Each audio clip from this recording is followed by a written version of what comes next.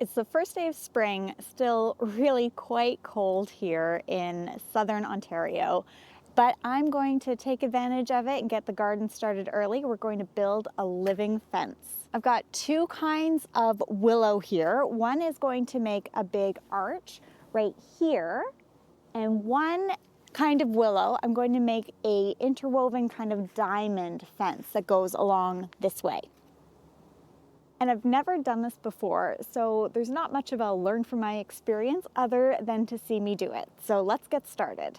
These are big, long willow branches, and if I plant them in the ground about a foot deep, they will take root and they will start growing. And if I bend them so that they make a nice arch over top, then I have a living arch, which is really neat. And I want this arch to be really wide and tall and welcoming, because going through here will be annoying if you're going to get a bag stuck, or if you're trying to carry groceries, you have to go sideways.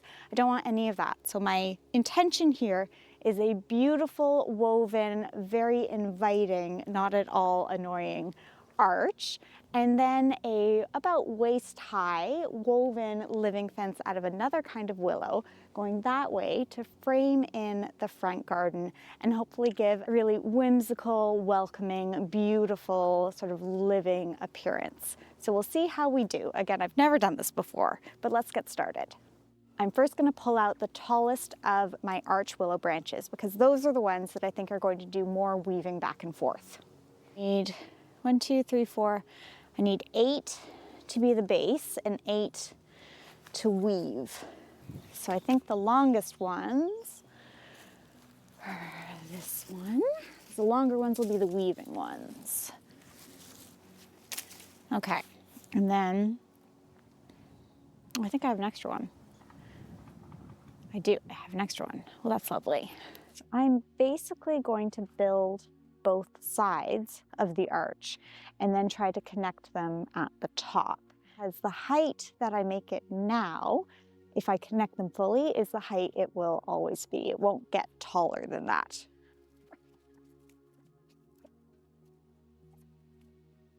Okay, it's the next day, still cold, still hovering just above freezing, but the arch lasted overnight, which is really great, and I'm really proud of it. So now that we have put it up, I can tell you how we did it exactly.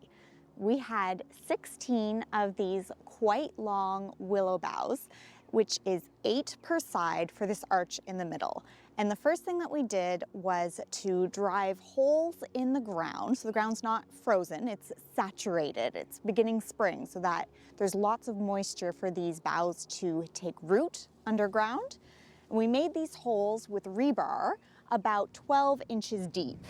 And then with some hard PVC pipe, we widened the holes. And I'm saying we a lot, it's, you know, my husband's the muscle, but yeah, that's great. If you have muscle, you should use it, even if it's not your own.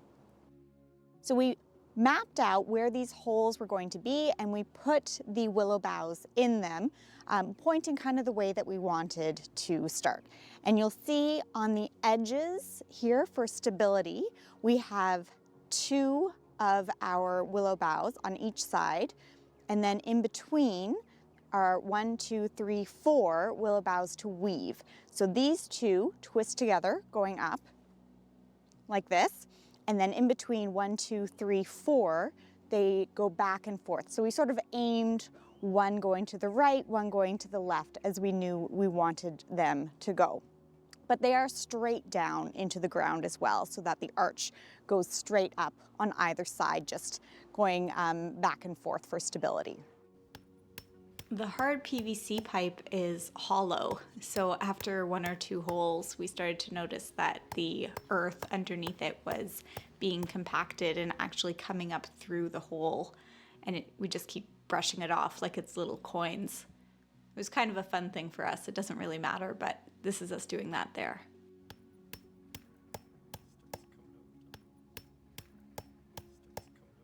Then we started twisting. So the idea is the outer 2 willow boughs make a twisted base that goes around the arch, and in between the twist, the weaving willow boughs go back and forth. So into the twist, out of the twist. And as we went, I secured with jute twine where the X's were going to be by wrapping above, across, above, and tying. And we made one side and then the other. They were both upright before we connected them at the top with a ladder. And on purpose, we made it really tall and hopefully grand. So the X's go back and forth, 2 at the bottom, then 1 in the middle as the outer, I guess, leaving X branch goes into the twist at the arch front and back. And then as that leaving branch folds back in through the twist again, it makes 2 more X's above the central one, and so on and so on. The X's back and forth do continue all the way around, even though I thought that they possibly wouldn't, that would be too tall. After we crisscrossed back on one side for a little bit, we decided to start on the other side because we wanted the X's to match. So I don't know if you can tell, but I'm looking back and forth a number of times, trying to get them level just for some amount of symmetry. It is meant to be a wild living arch, so it certainly doesn't have to be perfect. So if it was a little bit off, we didn't worry too much about it. Definitely needed a lot more force to bend the willow branches down close to the ground. That's where they were thicker. I was worried at times I might actually break it. So we'd hold it for a minute and it would get a little bit easier, much easier with 2 people. I don't think I could have done this with 1 person. I felt like we needed 3 hands for a lot of the weaving. But when they were thinner up at the top of the arch, it was much easier. My husband is still helping me, but it's easier to hold it. It doesn't require nearly as much force. I feel like I can hold 2 branches in one hand pretty easily.